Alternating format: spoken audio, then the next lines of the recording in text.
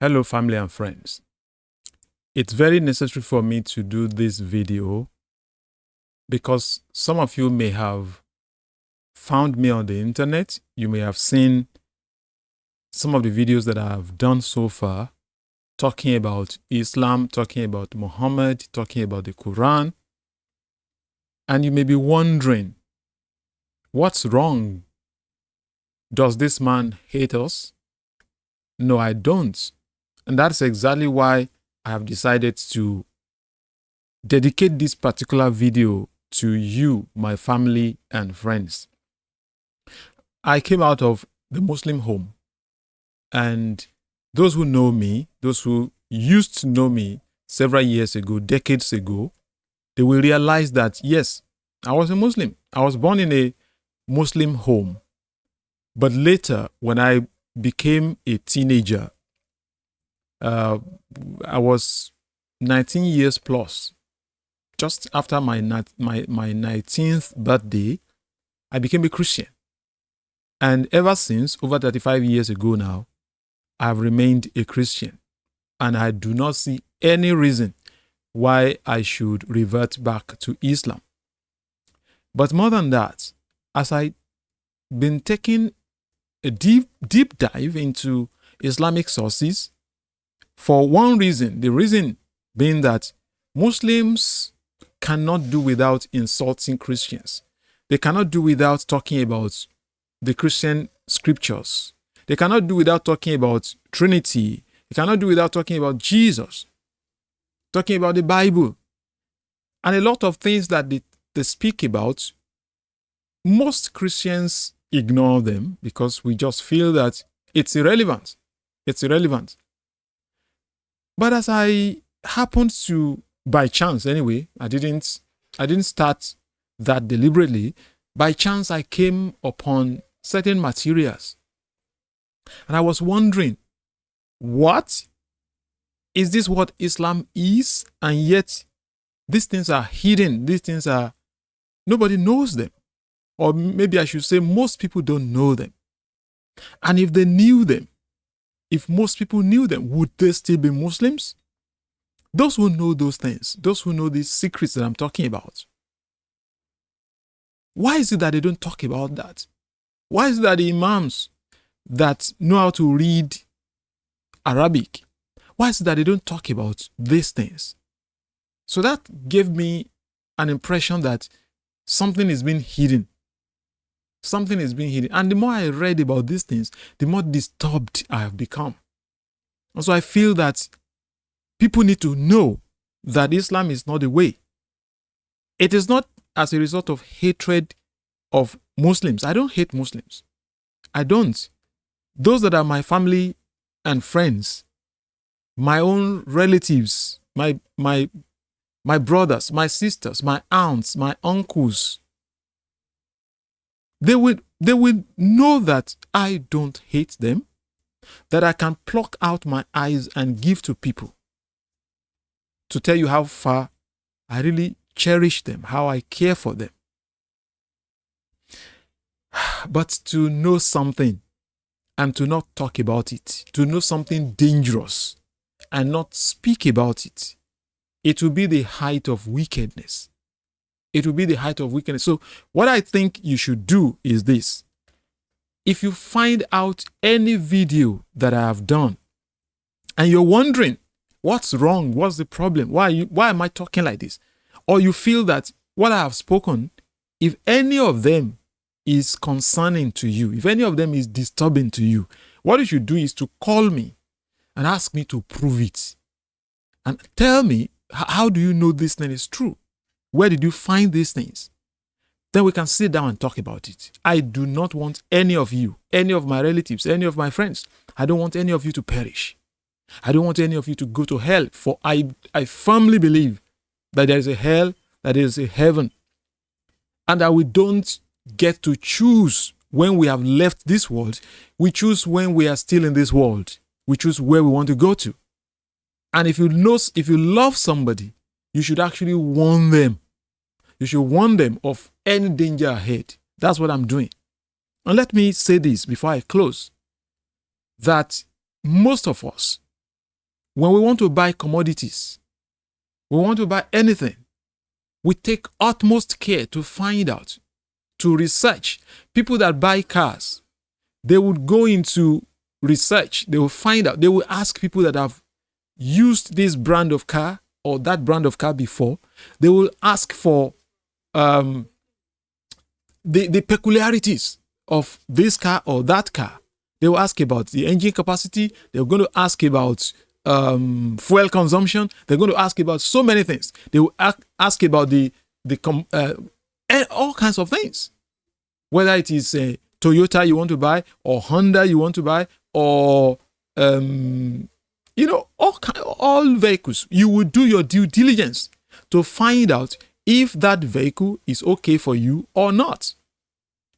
Women that buy edible things in the market. You want to buy meat, you're going to find out, is it rotten or not? You will smell it. You will hold it. You will feel it, whether it is bone alone or whether there's meat. You don't want anybody to deceive you. If you want to buy clothing, you want to buy anything, you want to buy a house, you will go on site. You will inspect it to know, okay, how does the room look like? How does the everything, every facility in the house, you will inspect before you put your money down. You want to invest in a business? You're going to make your due diligence. You will ask questions. You will make your research before you do it. If we do all of these things concerning earthly matters, why is it that when we say you should find out concerning religious matters, why do you find it offensive?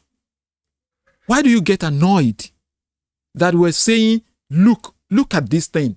Why do you hang your eternity in the balance? Why do you want to wait until afterwards?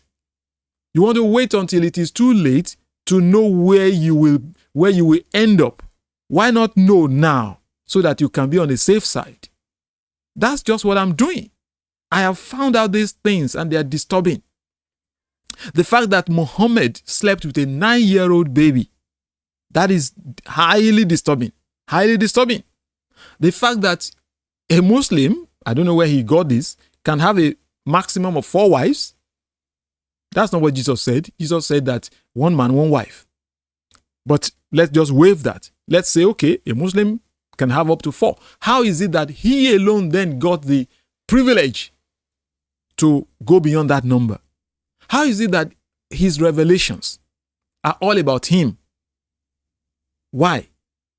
Why is it that he got to marry the wife of his own adopted son? And Allah told him that he actually wanted him to do it. Why didn't Allah tell people it's okay for you to marry the wives of your adopted sons? Why is it that Muhammad had to put it into practice so that Muslims will know that it is okay for them to snatch the wives of their adopted children, adopted sons? How come? How come, all kinds of problems, all kinds of trouble. It's all about sex. It's all about power. It's all about possession. And you sing his praises every day. He is the greatest of all men, the greatest of mankind, and the one whose examples everybody must follow. If I want to follow the example of somebody, am I not going to ask? Am I not going to find out? What are the understand what I'm talking about. You want to follow somebody's example. Are you not going to look and say, okay, how did he live his life? Do you do that? Do you find out? So it's not about hatred. I don't hate anybody. But listen, you need to know these things and then decide. I know that emotion is involved. Religious matters are very, very sensitive matters. I understand that. But listen, eternity is greater than your emotion. Eternity is greater than your sentiment. Spending a day in hellfire, if there's anything called a day there, will ruin all the pleasure, all the good feelings. You want to feel good that you are in this religion, you are in that religion. 1 hour in hell will destroy all the good feelings you've ever had in your life. So why not feel bad now? Why not feel bad? To say, okay, look at this, look at this, look at that. And be courageous to take a decision. Be courageous to take a decision. And do not wait until it is too late. So in case you have come across any of my videos, just in case, and I know you will come across my videos, I still love you with all love, with the love of God. The love of God constrains us. That's what the Bible says. The love of God compels us to be nice to everybody, to speak the truth with everybody. Even if sometimes when you speak that truth, you get hatred in return. But we don't have choice as followers of Jesus Christ. We still must say it no matter what. And so I've dedicated this video to my loved ones, family and friends of decades, that are friends that I attended high school with. They're still good people, good to me. But, well, it's not a matter of being good or not being good to me. I don't want you to end your life in hell. And if you think you're on the right way, you should care for me too, and you shouldn't want me to end in hell. So return this gesture, and we can talk. We can show evidence. We can examine the documents. Let me know what you think in the comment section down below. Thank you, and God bless you. See you.